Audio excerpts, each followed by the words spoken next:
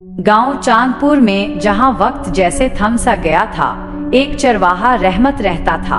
उसकी सारी जिंदगी बकरियां चराने और उनसे दिल लगाने में गुजरी। वो गरीब जरूर था, मगर अपनी बकरियों से बेपनाह मोहब्बत करता था। खास तौर पर एक बकरी जिसका नाम गुलाबी था, उसके दिल के करीब थी। वो हमेशा कहता, अगर गुलाबी ना होती तो मैं तन्हा होता। एक दिन गुलाबी शदीद बीमार पड़ गई। चरवाहा बेहद परेशान था। गांव के हकीम ने कहा, ये नहीं बचेगी, दुआ करो। रहमत ने बेअख्तियार आसमान की तरफ देखा और कहा, अगर गुलाबी बच गई तो मैं इससे शादी कर लूंगा। ये सुनकर गांव वाले हंसने लगे, मगर किस्मत का खेल निराला था। चंद दिन बाद गुलाबी बिल्कुल ठीक हो गई। चरवाहे ने अपनी किस्म को मजाक नहीं समझा। उसने हकीकत में गुलाबी से शादी कर ली। गांव वालों ने हैरानी से देखा, कुछ हंसे, कुछ ने नफरत का इजहार किया और कुछ ने कहा, ये दुनिया का सबसे बड़ा गुनाह है।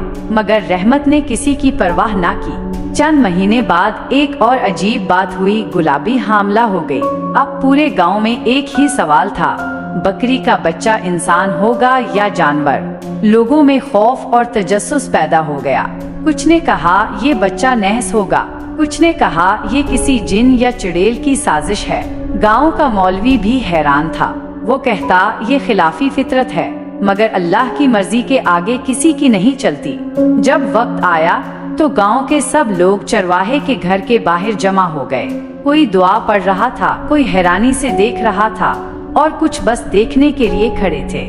फिर वो लम्हा आया, गुलाबी ने एक बच्चा जन्म दिया। जब सब ने देखा तो सांसें थम गईं। बच्चा नामुकम्मल इंसान था, नामुकम्मल जानवर। इसका जिस्म बकरी की तरह था, मगर चेहरा एक मासूम बच्चे जैसा। उसके कान लंबे, आंखें बड़ी और चेहरा इंसानी था, मगर जुबान से मैं की आवाज आती थी। कुछ लम्हे खामोशी रही, फिर शोर मच गया, ये मनहूस है। किसी ने कहा, ये कोई करामत है। दूसरा बोला, ये जिन्नात की औलाद है। कुछ ने चीखा। रहमत ने अपने बेटे को सीने से लगा लिया, मगर गांव वालों ने फैसला सुनाया कि ये मखलूक गांव में नहीं रह सकती। कुछ लोगों ने कहा, इसे मार डालो, मगर एक बूढ़े फकीर ने आगे बढ़कर कहा, ये कुदरत का राज है, कोई भी उसे खत्म करने का हक नहीं रखता।